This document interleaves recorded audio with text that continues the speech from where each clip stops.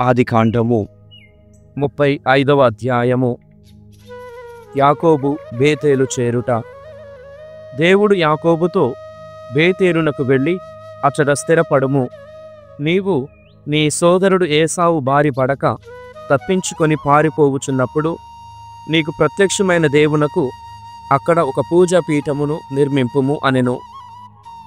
కావున యాకోబు ఇంటిలో వారితో, తనతో ఉన్న వారితో, మీ దగ్గర ఉన్న అన్యదేవతా విగ్రహములను పారవేయుడు, శుద్ధి చేసుకొనుడు, మైల బట్టలు మార్చుకొనుడు, మనము బేతేలునకు వెళ్ళుదము. అక్కడ ఇక్కట్లు చుట్టుముట్టిన నాడు నా మొర ఆలకించిన దేవునకు, నేను వెళ్ళిన త్రోవ పొడుగున నన్ను 1000 కన్నులతో కాపాడిన దేవునకు ఒక పూజాపీఠమును నిర్మింతును అనెను. వారందరూ తమ దగ్గరనున్న దేవతా విగ్రహములను, చెవి పోగులను యాకోబునకు అప్పగించిరి. అతడు వానినన్నిటినీ షెకెము దగ్గర ఉన్న సింధూర వృక్షము క్రింద పాతిపెట్టెను. తరువాత వారు బయలుదేరిరి. దేవుని భయము వారిపైకొచ్చెను. దానిని చూచి చుట్టుపట్టులనున్న నగరములన్నీయు గజగజలాడెను. అక్కడి వారు యాకోబు కుమారులను వెంటాడుటకు సాహసింపలేదు. యాకోబు అతని వెంట ఉన్న వారందరూ కనాను దేశమందలి లూజునకు వచ్చిరి, అదే బేతేలు. అక్కడతడు ఒక పూజాపీఠమును నిర్మించెను. సోదరుని బారి పడక తప్పించుకొని పారిపోవుచున్న తనకు ఆ చోట దేవుడు ప్రత్యక్షమయ్యను. కావున అతడు దానికి ఎల్ బేతేలు అను పేరు పెట్టెను. అప్పుడు రిబ్కా దాది దెబోరా చనిపోయెను. యాకోబు ఆమెను బేతేలునకు దిగువనున్న సింధూర వృక్షము క్రింద పాతిపెట్టెను. కావుననే ఆ చోటికి అల్లోన్ బోకుత్ అను పేరు వచ్చెను. పద్దనారాము నుండి వచ్చిన తరువాత దేవుడు మరల యాకోబునకు ప్రత్యక్షమై అతనిని దీవించెను. దేవుడు అతనితో, నీ పేరు యాకోబు, ఇక ముందు నీకు యాకోబు అని పేరు ఉండదు, నీకు ఇశ్రాయేలు అని పేరు చెల్లును అనెను. కావుననే అతనికి ఇశ్రాయేలు అని పేరు వచ్చెను.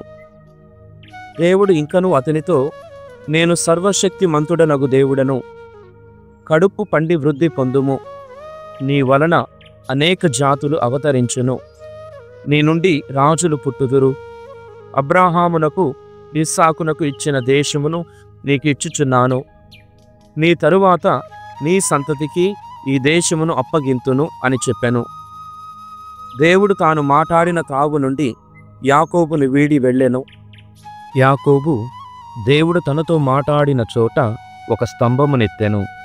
అది శిలాస్తంభము. అతడు దానికి పానీయము సమర్పించి తైలాభిషేకము చేసెను. యాకోబు దేవుడు తనతో మాట్లాడిన చోటికి బేతేలు అను పేరు పెట్టెను. రాహేలు మరణము. వారు బేతేలు నుండి బయలుదేరిరి. ఎఫ్రాతాకు కొంచెము దూరమునుండగా రాహేలు నొప్పులు పడెను. ఆమెకు ప్రసవ వేదన దుర్భరముగా ఉండెను. ఆమె నొప్పులచే బాధపడుచున్నప్పుడు మంత్రసాని, భయపడకుము, నీకు మరి ఒక కొడుకు పుట్టబోవుచున్నాడు అని చెప్పెను. ప్రాణములు పోవుచున్నప్పుడు చివరి ఊపిరి విడుచుచు రాహేలు కొడుకునకు బెనోని అను పేరు పెట్టెను. కాని తండ్రి అతనిని బెన్యామీను అను పేరున పిలిచెను. ఆ విధముగా రాహేలు మృతి పొందెను. ఆమెను ఎఫ్రాతాకు పోవు బాట ప్రక్క పాతిపెట్టిరి. ఈ ఎఫ్రాతాయే బెత్లెహేము. యాకోబు ఆమె సమాధి మీద స్తంభమునెత్తెను. ఈనాటికిని దానిని రాహేలు స్తంభమను పేరున పిలుచుచున్నారు. ఆ తరువాత ఇశ్రాయేలు ముందునకు సాగిపోయి ఏదెరు గోపురమునకు అవతల గుడారము వేసెను. ఇశ్రాయేలు ఆ మండలములందు నివసించుచున్నప్పుడు రూబేను వెళ్ళి తండ్రి ఉంపుడుగత్తె బిల్హాతో శయనించెను. ఇది ఇశ్రాయేలు వినెను. 12 యాకోబు కుమారులు. యాకోబునకు కొడుకులు 12 కలరు. అతనికి మొదట పుట్టిన రూబేను, తరువాత వారైన షిమ్యోను, లేవి, యూదా, ఇస్సాకారు, సెబూలోను అనువారు లేయా కుమారులు. రాహేలు కుమారులు యోసేపు, బెన్యామీను. దాను, నఫ్తాలి అనువారు రాహేలు దాసి బిల్హా పుత్రులు. గాదు, ఆషేరు అనువారు లేయా దాసి జిల్ఫా సుతులు. వీరందరూ పద్దనారాములో పుట్టిన యాకోబు కుమారులు. ఈసాకు మరణము. యాకోబు మమ్రేలో ఉన్న తండ్రి దగ్గరకు వచ్చెను. ఆ తావునే కిరియత్ అర్బా లేక హెబ్రోను అని అందురు. అబ్రహామును ఈసాకును అక్కడనే నివసించిరి. చనిపోవు నాటికి ఈసాకు వయస్సు 180 ఏండ్లు. పండుబారిన వయస్సులో మరణించి అతడు తన పితరులను చేరుకొనెను. ఏసావు, యాకోబు అతనిని పాతిపెట్టిరి. 36వ అధ్యాయము. ఏసావు సంతతివారు. ఎదోము అను ఏసావు సంతతి వారి పట్టిక ఇది. ఏసావు కనానీయుల పిల్లలలో హిత్తీయుడు ఏలోను కుమార్తె ఆదాను, హివ్వీయుడు సిబ్యోనునకు కుమారుడు, ఆనా కూతురు ఒహోలిబామాను, ఇష్మాయేలు కుమార్తెయు నెబాయోతు చెల్లెలు బాసెమతును పెండ్లియాడెను. ఆదా ఏసావునకు ఎలీఫాసును కనెను. బాసెమతు రబూవేలును కనెను. ఒహోలిబామ ఇయూషు, యాలము, కోరాలను కనెను. వీరందరూ కనాను దేశములో పుట్టిన ఏసావు కుమారులు. ఏసావు భార్యలను, కుమారులను, కుమార్తెలను, ఇంటిలోని వారందరినీ, కనాను దేశములో గడించిన చరాస్తులను వెంట తీసుకొని సోదరుడు యాకోబు త్రోవకు అడ్డము రాకుండా వేరొక మండలమునకు వెళ్ళెను. ఇరువురికి విస్తారమైన సంపద ఉండుటచే వారు కలిసికట్టుగా బ్రతకలేకపోయిరి. మందలెన్నో ఉండుటచే వారికున్న చోటు చాలలేదు. కావున ఏసావు శేయీరు పర్వత ప్రాంతములో నివసించెను. అతడే ఏదోము. శేయీరు కొండలలో నివసించిన ఎదోమీల తండ్రి ఏసావు సంతతి వారి పట్టిక ఇది. ఏసావు కుమారుల పేరులు ఇవి. ఎలీఫాసు ఏసావు భార్య ఆదా కుమారుడు. రఘువేలు ఏసావు భార్య బాసెమతు పుత్రుడు. తేమాను, ఓమరు, సేఫో, గాతాము, కేనసులు అనువారు ఎలీఫాసు కుమారులు. తిమ్నా ఏసావు కుమారుడు. ఎలీఫాసునకు ఉంపుడు గత్తె. ఆమె అతనికి అమాలేకును కనెను. ఏసావు భార్య ఆదా సంతతి వారు వీరు: నహతు, సేరా, షమ్మా, మిజ్జాలు, రవూవేలు కుమారులు. వీరు ఏసావు భార్య బాసెమతు సంతతివారు. సిబ్యోను కుమారుడు ఆనా కూతురు ఏసావు భార్య ఒహోలిబామా కుమారులు వీరు. ఆమె అతనికి ఎయూషు, యాలము, కోరాలను కనెను. ఎదోము నాయకులు.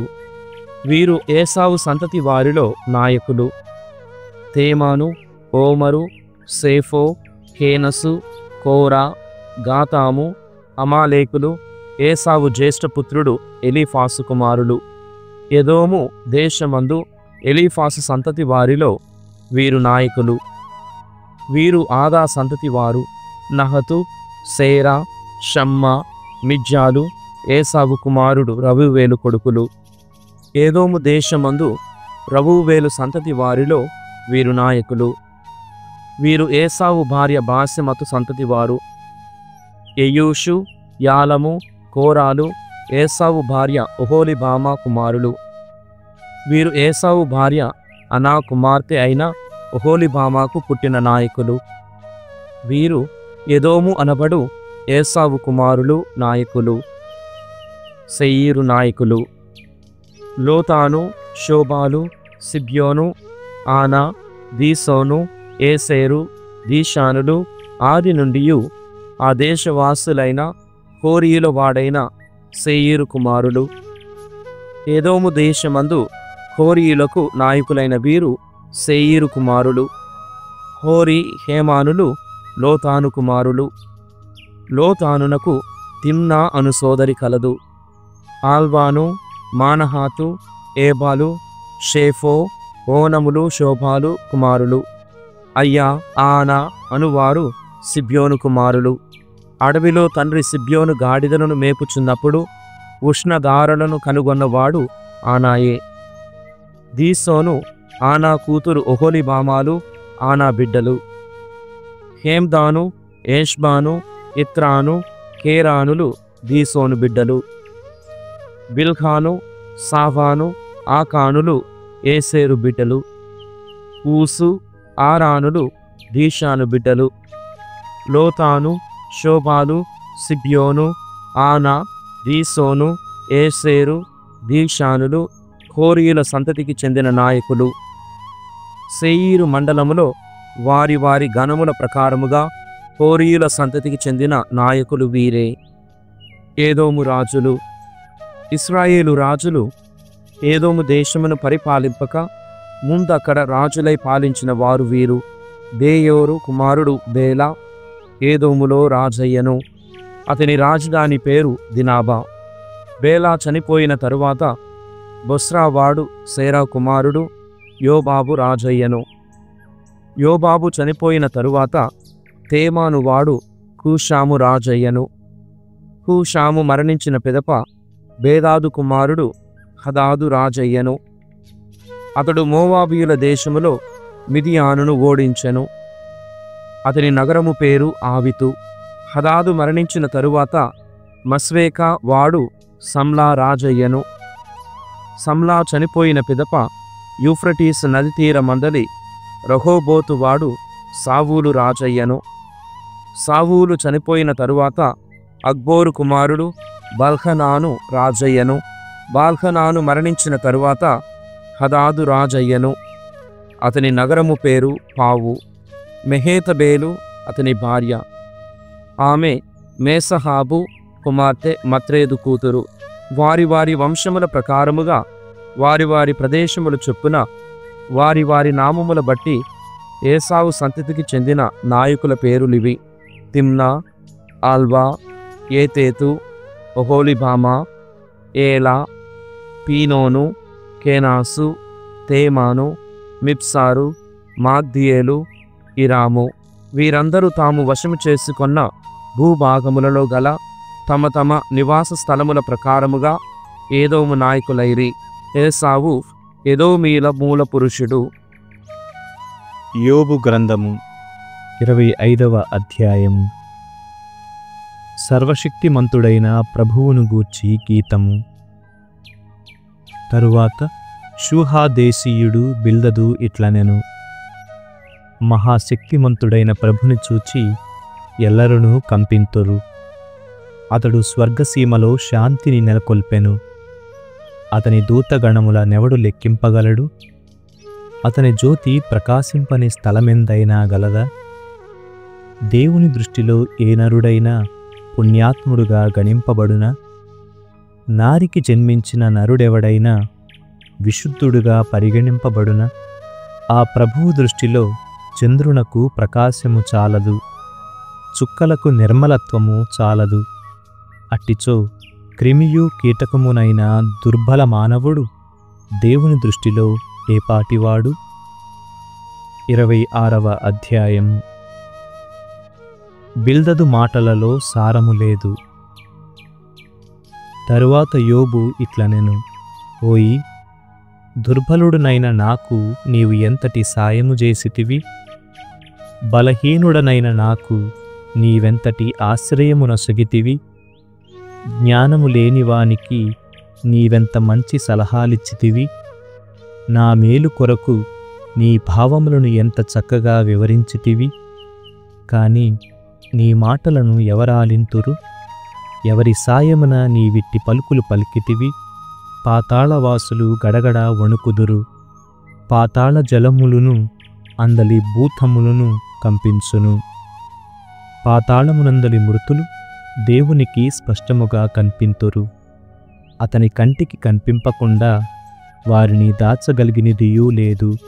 ఆకాశ ఉత్తర భాగమును వ్యాపింపచేసిన వాడతడే, భూమిని నిరాధారముగా నిలిపినవాడతడే. ప్రభువు మేఘములను నీటితో నింపును, అయినను అవి జలభారముచే పగిలిపోవు. అతడు పూర్ణచంద్రుని మబ్బుతో కప్పివేయును. సముద్రము మీద ఒక వలయము నేర్పరచి వెలుగును చీకటి నుండి వేరుపరచును. అతడు ఆకాశమును భరించు స్తంభములను గద్దింపగా అవి భీతితో కంపించును. అతడు మహాబలముతో సముద్రమును జయించెను. నేర్పుతో సముద్రభూతము రాహాబును హతమార్చెను. తన శ్వాసముతో ఆకాశమును జ్యోతిర్మయము గావించెను. పారిపోవు మహాసర్పమును స్వహస్తముతో మట్టుపెట్టెను. ఈ కార్యములన్నీయు అతని శక్తికి సూచకములు మాత్రమే. మనము వినున్నది అతని అస్పష్ట శబ్దములు మాత్రమే. ఆ ప్రభువు మహాశక్తినెవరు గుర్తింపగలరు? సామెతల గ్రంథము 3వ అధ్యాయము. ప్రభువు విజ్ఞానముతోనే భూమికి పునాదులెత్తెను, వివేకముతోనే ఆకాశమును నెలకొల్పెను. అతడి జ్ఞానము వలననే సముద్రములు పొంగుచున్నవి, మబ్బులు మంచు కురియించుచున్నవి. కుమారా, విజ్ఞాన వివేకములను అలవరుచుకుము. వానినేనాడును అశ్రద్ధ చేయకుము. అవి నీకు జీవమునసుగును, నీ కంఠమునకు అలంకారములగును. విజ్ఞాన వివేకములతో నీవు సురక్షితముగా నడుతువు. నీ అడుగులచ్చటను తడబడవు. నీవు శయనించినప్పుడు భయపడక నిశ్చింతగా నిద్రపోవుదువు.